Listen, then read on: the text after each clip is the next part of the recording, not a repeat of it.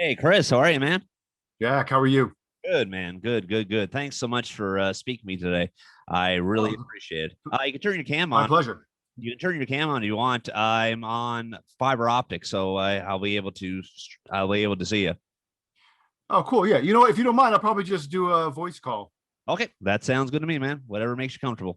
Um, That's cool. So, how are you today? How's everything up there in Good, Canada? man. Oh, pretty good, pretty good, pretty good, pretty good. Excellent, actually. Just biding my time, getting over, COVID-19. Just waiting for life to get back to normal again. Yeah, man. I mean, it's kind of obviously the same everywhere. It's been a crazy year and change, and I think we're coming around the other end of it. I mean, I don't think it's going to be a quick exit, but I mean, we're definitely in a much better place, and that's kind of reassuring. And now it's just we got to adapt to how so many things in our lives are going to be adapting and changing to uh whatever I guess a new normal might be. I mean, obviously the entertainment industry is definitely changing and reeling from this whole thing, but we'll get there. Oh, absolutely, absolutely. Just going over some of the films you have been in. You've been in Trafficker. Is that one of them here I'm seeing? Yeah. So I've done a bunch of independent films. Traffickers is one I did a few years back. I believe I did that in 2013. Yeah, that was a really great project. And the writer director of that film, Sean Roberts, a really talented guy. I worked with him one time before that. On another feature, I guess it was in 2011, a film called Traffickers. And so he really has a really good eye into the world of crime, and both the films kind of center around that. The second one, Traffickers, specifically focuses on the marijuana trade, and it's kind of loosely based, from what I understand, on some true stories that happened in the area of Pennsylvania where he's from. He grew up in Bucks County, which is kind of a rural suburb of Philadelphia. And so it told a really interesting story, kind of a tragedy as well, but definitely a tragedy, not kind of a tragedy. So, yeah, that was a great project, a really fun character that I was able to put together from the ground up. And Sean and I really worked well together in establishing that character.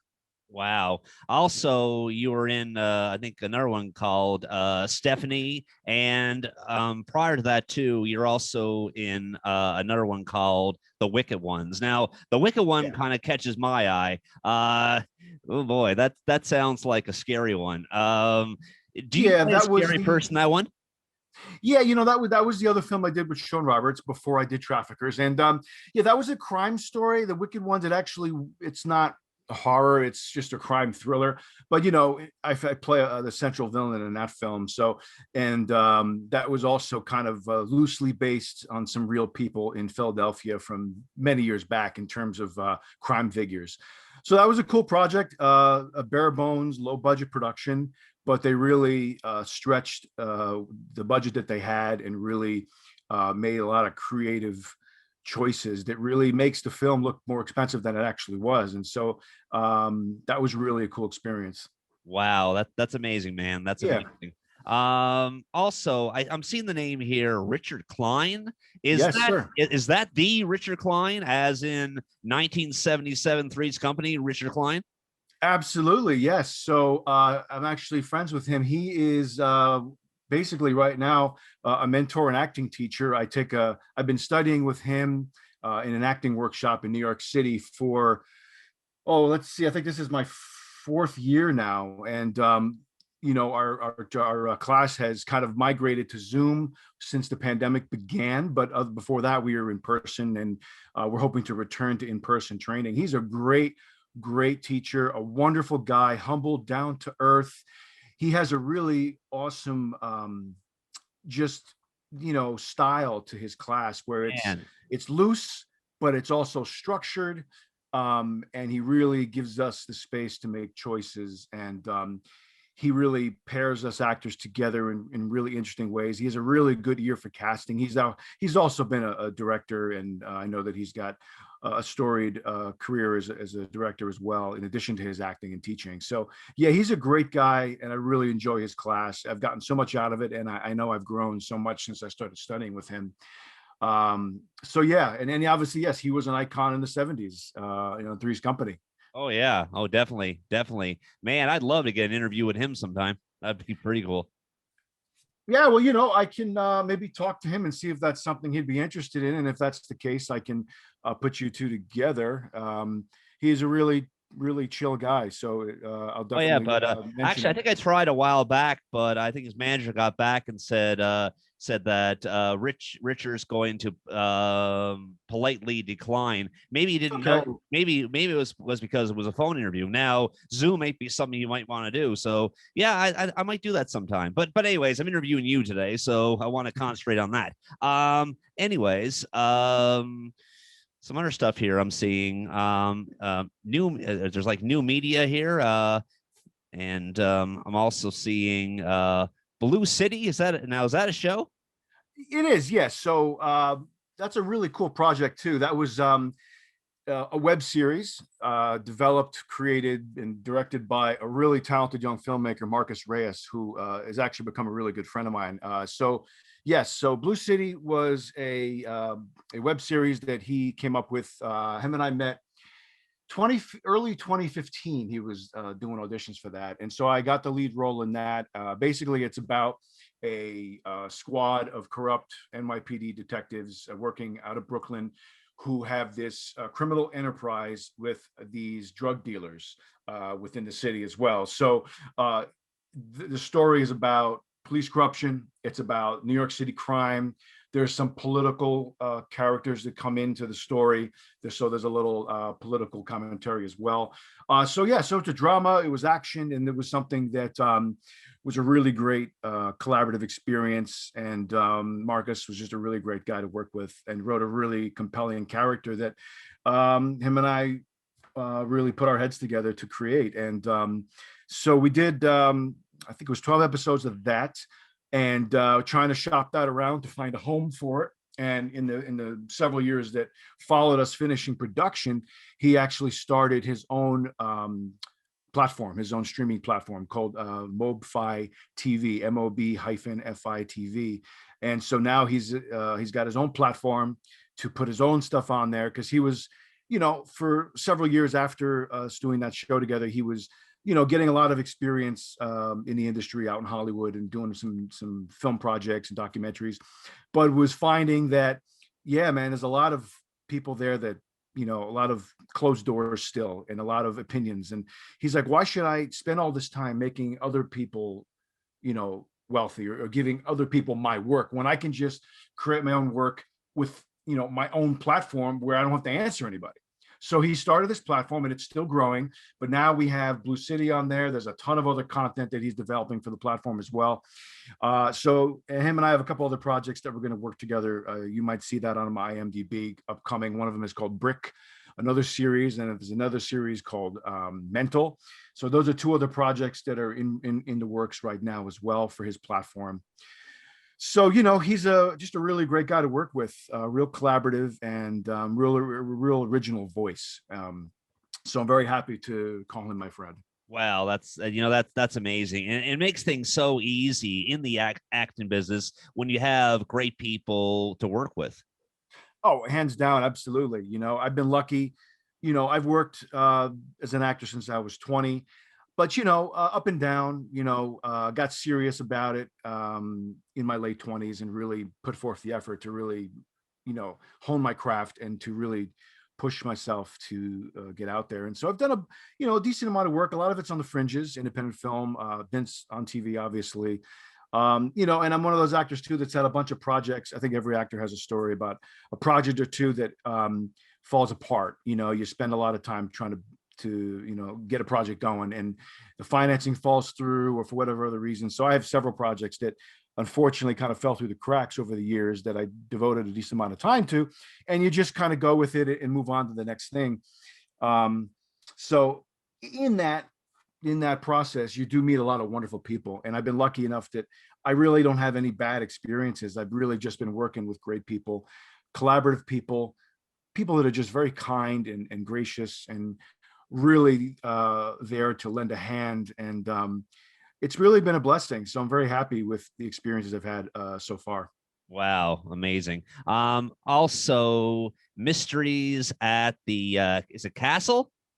Well, there was Mysteries at the Castle, Mysteries at the Monument. Those are two different shows that Okay. I did earlier in my career for the Travel Channel. So they have a lot of Okay. yeah. So basically, they're reality shows, but not in the traditional sense. It's basically telling stories um, for cable, obviously, and they have a lot of actors come in for reenactments. But the stories are focused on usual historians that are interviewed within the projects, and so. Mysteries at the Castle was a series that they focused on different mysteries or different stories that happened, throughout history in castles, obviously. So I was in an episode that focused on King Arthur and a feud that he had at the time, and kind of a love triangle as well. So it kind of retold a little bit of the King Arthur story. That was a fun experience. Working with the Travel Channel has been great. I've worked with them several times. And then Mysteries at the Monument was another one that was really good. I've worked with them a couple times. One of them was where they were telling the story of the building of the Brooklyn Bridge, and I played Washington Roebling, who was the chief engineer on the project, and it really talked about the arduous process of building that bridge. It's really fascinating. If you haven't learned about it, you can learn about it on YouTube. It's just interesting the way they did that. The engineering was crazy, and that was where the whole medical condition called the bends came into popular consciousness, because the guys were being submerged, the workers were being submerged into deep water to build the base, which would then obviously hold up the bridge, these things called pylons. And so these guys were being submerged in these boxes, and then they were coming up too quick and getting very sick. And they ended up calling it the bends, because what it was the issue with the pressure on their body. So that was really interesting, and that was a big part of the story. And then I also did a project in that same series all about Stockholm syndrome, which was about that famous 70s bank robbery in Sweden, where two robbers went in and held the employees of the bank hostage, as well as some patrons. And how through this hostage crisis that happened over, I think it was a couple of days, and the police was trying to get in there to talk to the hostages, and they found that the hostages were siding with their captors, and it was a very bizarre situation, and that created this term called Stockholm syndrome, where it's a almost a subconscious coping mechanism that hostages would bring upon themselves, where they would side with their captors, and it became like this very strange loyalty. And in that situation, when the robbers eventually were caught and put in jail, a couple of the people that were involved, some of the hostages, were writing to them in prison and maintain these relationships with them. So it was very interesting. Wow, that's amazing. But actually, the first time that I was really, in a sense, introduced to you as an actor was from that TV show Eva Lives Here. Mm-hmm. Oh my God! If I'm not the first person that's going to be able to tell you this, but man, you were scary.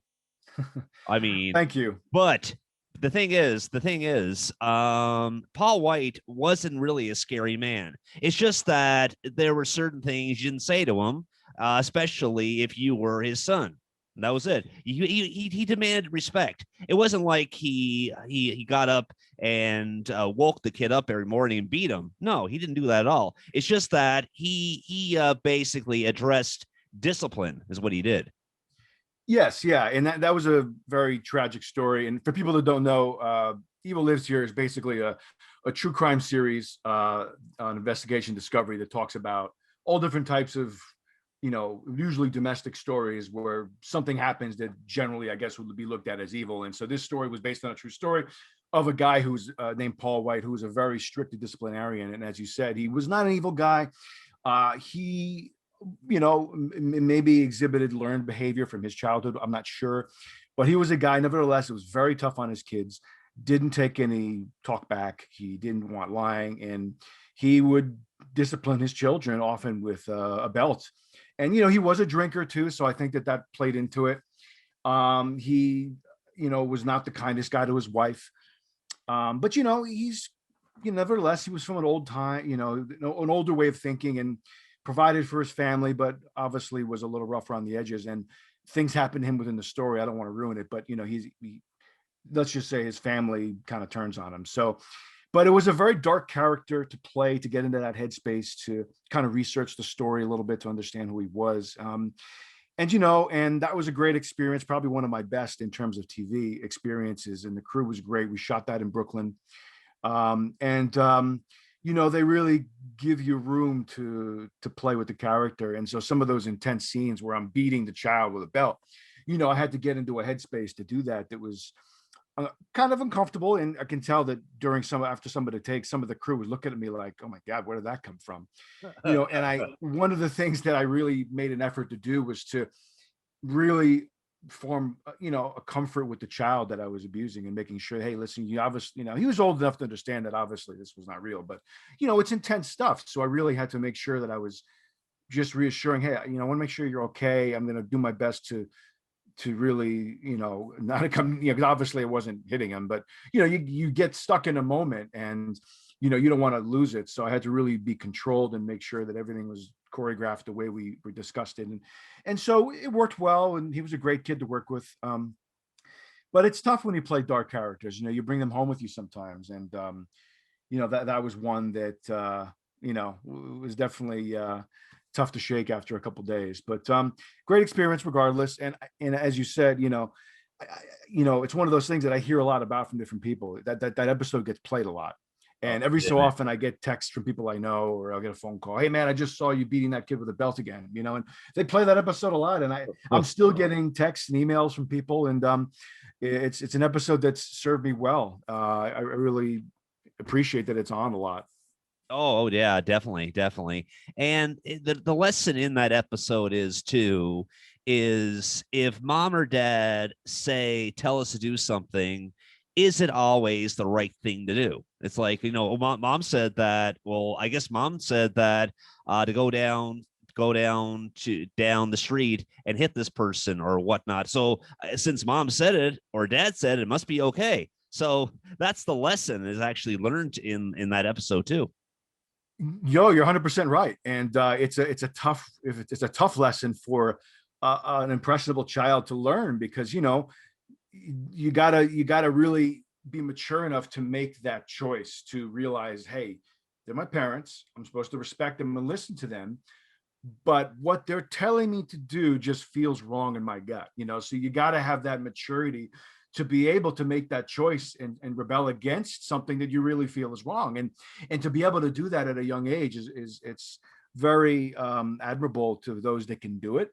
I know it's tough, and in this story we see that unfortunately these kids did not have the best situation. They didn't feel strong enough to be able to say no during certain situations, and it brought forth a very tragic story. And they do interview the kid grown up as an adult now, and he's the one that basically tells most of this story Oh yeah. with the recreation scenes with the actors. And you can see the heartbreak in his face. He just wanted a relationship with his father. He just wanted to get along well with his mother, and he finds real quick that his mother's kind of a monster, Oh, and exactly. it's But very sad. but still, for his actions, even though, well, he said that in the end, I made a choice, is what he said. He made it. Exactly. It wasn't the right choice, but he made a choice, and for that, well, I mean, he's not spending as much time in jail as his mother is, because she has a life sentence. She's sentenced to life imprisonment, so she's not getting out. But you know, going back to those to that time frame in his life, I know for a fact by listening to him, he really did not want to do that interview. I could tell in his voice. He did not want to do that interview. Yeah, no, definitely. And Most on there don't want to do it because I watched a lot of episodes of Eva Lives Here, and a lot of times they'll say, I really didn't want to do this today. yeah. So no. Yeah, because these people got to get back into that headspace of when they were a kid, or whatever age they were when these events happened. They got to go back to that place and tell that story, and they got to relive probably the worst moments of their life, and they're doing it for entertainment value, for the rest of the world to educate.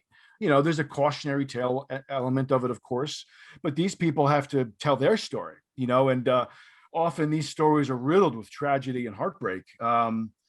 It's kind of like the basis of investigation discovery, is a lot of their shows are all these awful true crime stories that are tragedies. And but it's that kind of content that grips people. People love that stuff, and it made it the fastest growing network when it was really gearing up in like 2010, 2011, 2012. In that period, they were the fastest growing network at that point.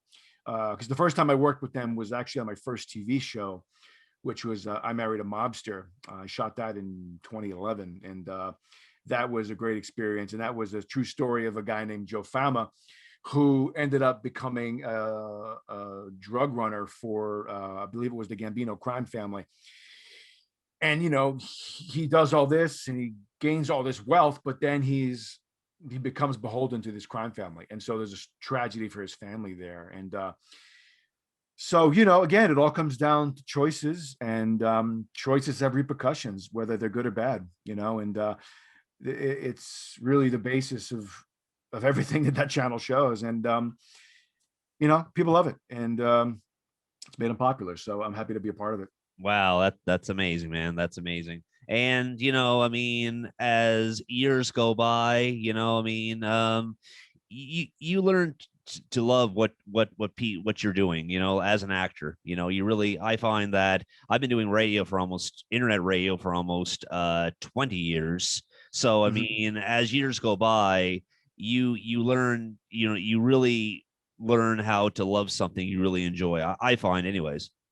Oh, of course. Yeah. I mean, you know, you start, you know, as you're growing up and you're starting to figure out what you want to do with your life, you know, you start thinking about the things that you enjoy. And as they say, if you can find something that you love and if you can make a living doing it, that's what it's all about. Because Yeah. how many people out there spend their entire lives, let's say a career of 30, 40 years, really going to a job that they hate because they need that stability, that paycheck, because the foundation of our society post, you know, World War II has been find a job, a secure job with a decent wage and hopefully benefits that you can support your family, you know, and that's become the ingrained mindset in our society. And then obviously the whole issue of going to college and all that kind of stuff.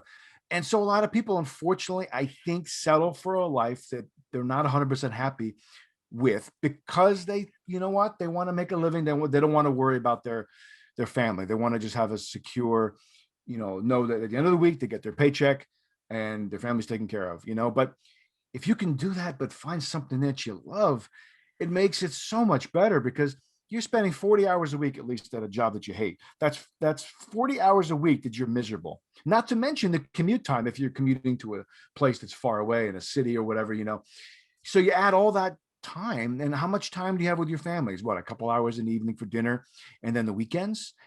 And people just feel unfulfilled. And I think that adds to an element of depression that I think is permeating our society today. And it's obviously just an aspect of it, but I think that it definitely is a contributor. So finding something that you love to do is really the goal. And, you know, I can make a living doing this, but this is not all I do, because an actor's life is never set unless you're, you know, cream of the crop in the A-list, you know, which is a very small percentage of working actors in this business. The rest of us have to have survival jobs and things that we do to fill in the gaps between acting roles. And I do a lot of things to support my creative passions, whether it's my acting work, my filmmaking or writing ambitions, which I also do as well. And you know, I started a production company, video production company, with a partner a few years ago. So that helps me stay afloat in between acting gigs, especially with the pandemic upending everything. Oh You yeah. know, business pretty much came to a standstill, you know, and it's still slowly gearing back up. So, you know, I started getting into voiceover last year, and I've also been a freelance writer for several years, so I can do that from home. And like I said, I have my video production company. So, you know, I do whatever it takes to support my passions, and you know, I'll keep doing all that until I can be a full-time actor. You know, and you get gigs that'll last 3 4 months, and you're busy, and then you get some downtime, and then you try to get the next gig. And so that's why so many of us have become content creators as well. And so I also create my own content. So you know, as the saying goes, Hollywood's not going to come knocking on your door. So you got to just create opportunities to get your foot in any way you can. You know, Steven Spielberg as a kid just walked onto a studio lot and was able to talk his way into a job on, you know, a small job, obviously. You know, worked his way up and became eventually a director for TV. And then the rest is history, you know. Oh yeah, definitely, definitely. But It's very inspiring. he directed a lot of films though. Oh, I mean, of course. Yeah. I Yeah. mean, the Jaws Yeah. changed everything for him. And Jaws. I don't know if you saw a really good TV movie he did before he did Jaws called Duel. If you haven't seen it, check it out. It's basically a story of a guy being chased by a trucker in the Wow. middle of the West. A really cool thriller, really great. And you can just see a lot of Spielberg's signature all over that movie that would become trademarks over the next 20, 30 years. And so I definitely recommend Duel. Came out like in the mid to late 70s. Wow. I'll have to check that out sometime. But Yeah, Chris, yeah, definitely check it out. but anyways, Chris, I would like to say I appreciate you taking time to speak to me today. I super appreciate it. All the best to you, man. I think you got one hell of a career ahead of you there. Keep up the good work with all those great movies and shows, and all the best to you, man. Well, I really appreciate it, Jack. Thanks. This has been a pleasure. And hopefully we'll talk again sometime. Oh, we'll definitely will. No worries. We'll keep in contact on Facebook and all that good stuff. Great. Well, sounds good, man. Well, you enjoy the rest of your day and stay safe You and all too. that good stuff. Thanks, man. Take care. Bye bye. Take care.